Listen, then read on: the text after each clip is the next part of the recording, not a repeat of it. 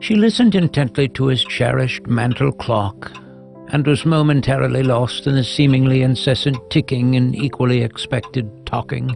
It was ridiculous to wonder which came first, the tick or the tock, but it was a much-needed distraction. She had risen early out of habit mostly. She was finding it hard to sleep as much as she used to. However, this morning her mind would not focus very well. She had tried to pray. She had tried to read her Bible, then clicked through the television listings but decided to pass over the old Mr. Magoo Christmas Carol and It's a Wonderful Life. There had been a time when she loved those shows. She would anxiously wait for them and share them with family, but that seemed such a long time ago.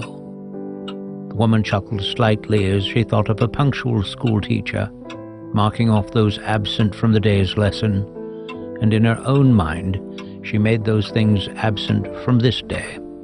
There was no sizzle of sausage in the kitchen. No pancakes would be waiting. No smell of homemade syrup would greet her. The restaurants were closed, and she was left with the drone of the family clock. Tick, tock. Seemed to keep time with a myriad of thoughts she was contemplating. Husband's gone. Tick, tock. No kids. Tick, tock. No Christmas meal. Tick, tock. This is ridiculous. The woman walked to the window and watched the neighbors greeting their grandchildren on this holy morning. There was nothing to do, no one to see, no visitors to expect. Tick, tock. Why couldn't that stupid clock just be quiet? Why couldn't she think clearly? Tick, tock. That's when she noticed one corner of the living room. This was the corner her husband would always drag the Christmas tree to on December 15th, not a day sooner. She smiled as she remembered her husband telling his family that this special date had to do with minimizing dry trees and pine needles. And while this thought had merit, she enjoyed her children's expectation in waiting to find the perfect tree in the middle of the year's last month. In this lonely woman's mind's eye, there stood a majestic fir, donned with a garland of cranberries and popcorn.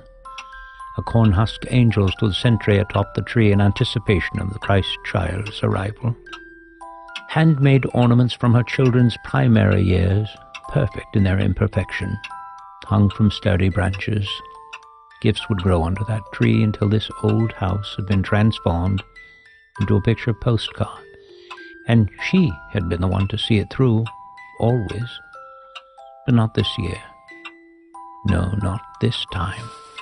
Then there was the memory of the smell of turkey floating through the home as sounds of metal spoon on ceramic bowl carried a report of cheerful home cooking in the kitchen. Stockings hung full by the fireplace. Windows would ice over in valiant effort to keep the cold out and the warm in. She remembered children's names and faces, and the childish snowmen etched in ice that once greeted carolers through those lighted windows. The woman smiled, for the memories were glorious. Tick, tock. But that was then. Her husband had passed away the previous spring, and the kids were grown and had families of their own and lived too far away to visit this year. All she had was the tick-tock of a rather annoying clock telling her that time was passing her by. She was not an overly emotional woman, but suddenly the tears of those joyous Christmases remembered began their waterfall course down wrinkled cheeks as she contemplated the severe contrast of his Christmas present. Tick, tock. This was not the first Christmas she had spent alone. However, she always had the reassurance that her family would be coming home soon. Now she was faced with the bleak reality that there would be no one coming through that door, no one to sit down with who was content just to be there. The hours passed in fitful silence. Concentrating on very little, yet fully aware of all she was missing, she began in prayer. Lord, today I'm missing my family. This day has always been spent with my husband and kids and, well, I'm lonely. I know this holiday isn't about me, but maybe you could understand what it's like to be all alone, feeling completely forgotten. She stopped, remembering the scene of a cross and the loneliness her Savior felt as he hung there alone. But there was a homecoming party waiting, and Jesus would be the guest of honor. This was a season for giving, and the woman marveled at her forgetfulness. She had received a gift that far exceeded her ability to understand, and she had failed to begin her day with any expression of gratitude.